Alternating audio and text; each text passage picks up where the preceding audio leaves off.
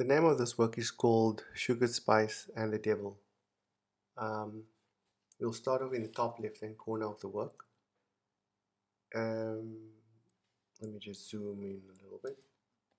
Right, so in the corner here we see this figure over here and various sort of objects here as well.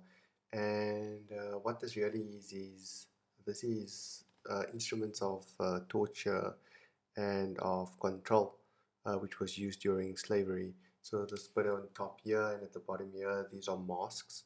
And so what they were used as, funny enough, was actually to prevent the slave from killing him or herself.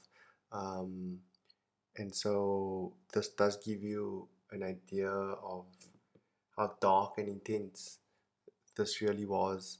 Um, It was said that fugitive slaves often would rather want to kill themselves, and they would do this in different ways. They were always forced into the hardest and the roughest work, and they had chains that were placed on them, and it just led them to, you know, that they became a place of where they'd rather just kill themselves instead of carry on um, working.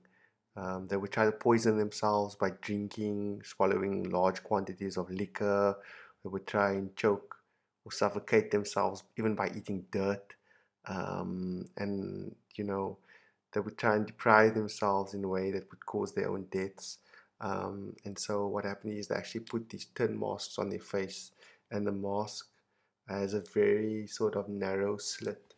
If I zoom in here, it's got tiny sort of like little slit basically, where they were able to that they could breathe sort of through here, and this would prevent them from killing themselves. And then down here are other instruments like foot fetters. Uh, these were all devices that were used to control um, slaves, um, and many times they were locked up. Not only did they have to work in very harsh conditions, but they also had to wear these devices as forms of control. So that is what that area is about.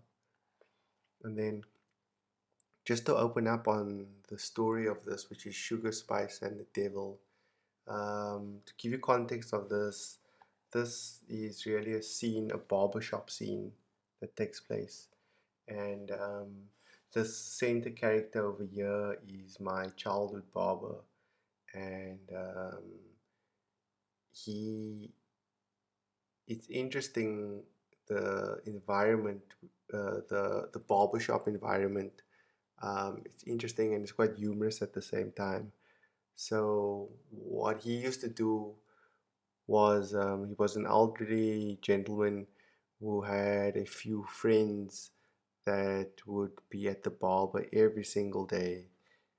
This is me in the barber chair over here getting a haircut. Um, and the barber, he's got a fez on here. This is the words Coca-Cola that is actually written in Arabic, because in his shop there was actually a sign, a Coca-Cola sign. So I decided to turn his fez rather into a Coca-Cola sign and double up on that aesthetic. Um, so as I was saying, he had a group of elderly gentlemen who were always there, were his friends. They weren't there to cut their hair; they were just sort of there to socialize with him, and they would just hang around. And the barber would often play this role of the devil's advocate.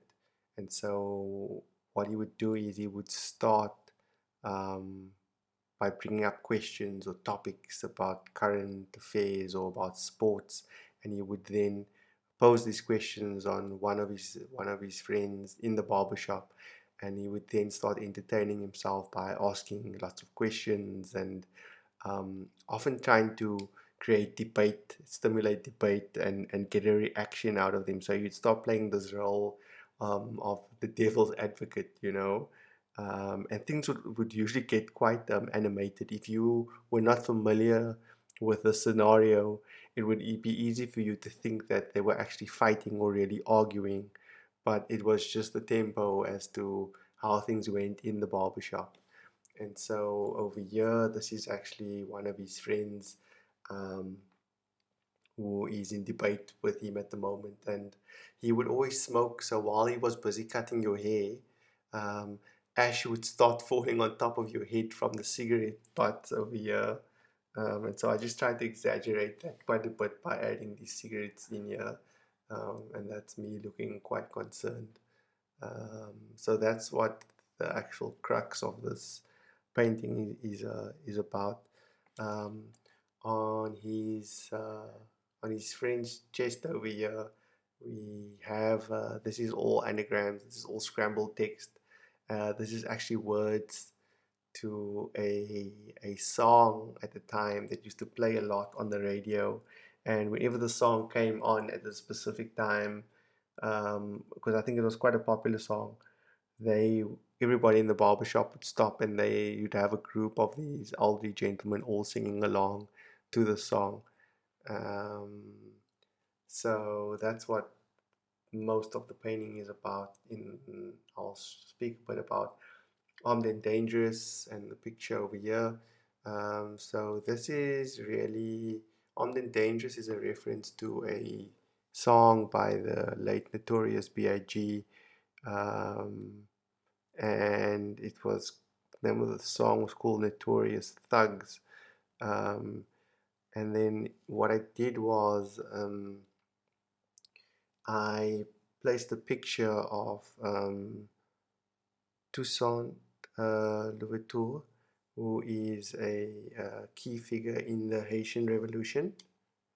Um, and to give you a bit of sort of background on the Haitian Revolution, it was, I think, the first successful anti-slavery and anti-colonial um, campaign by self-liberated slaves against the colonial French rule at the time in Saint Dominique, which is now known as Haiti. It began, I think, in August 1791, and I think it ended around about 1804, 1805.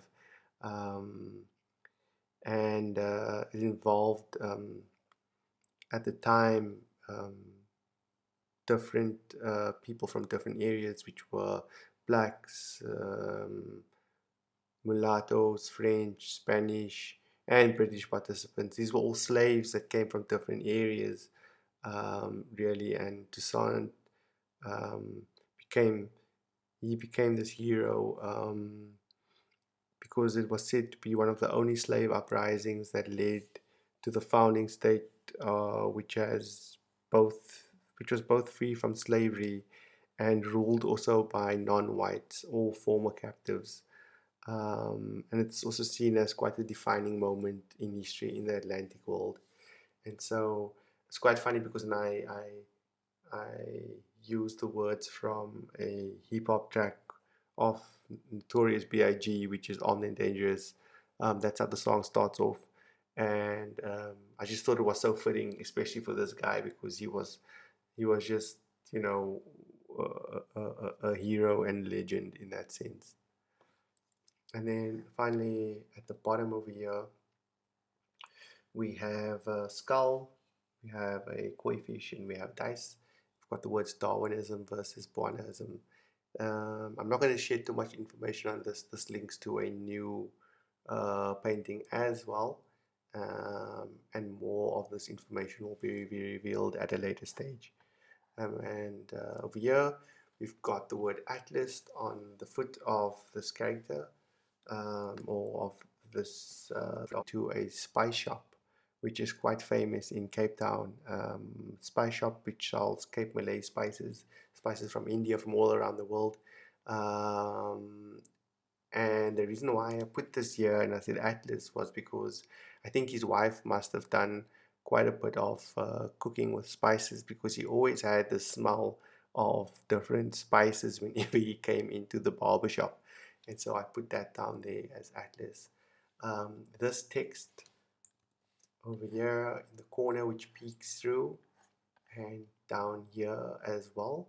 Um, They also all linked to this section over here. And like I mentioned, I will talk about this in another painting, which is not done as yet. Um, and over here, we've also got some text again, which peeks through. This is just a list of things that was written on the wall at the barber shop.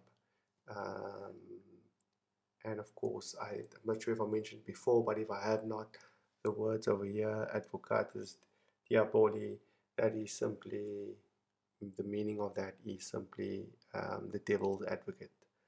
And so that is what this piece, Sugar, Spice, and the Devil, is about. Thank you.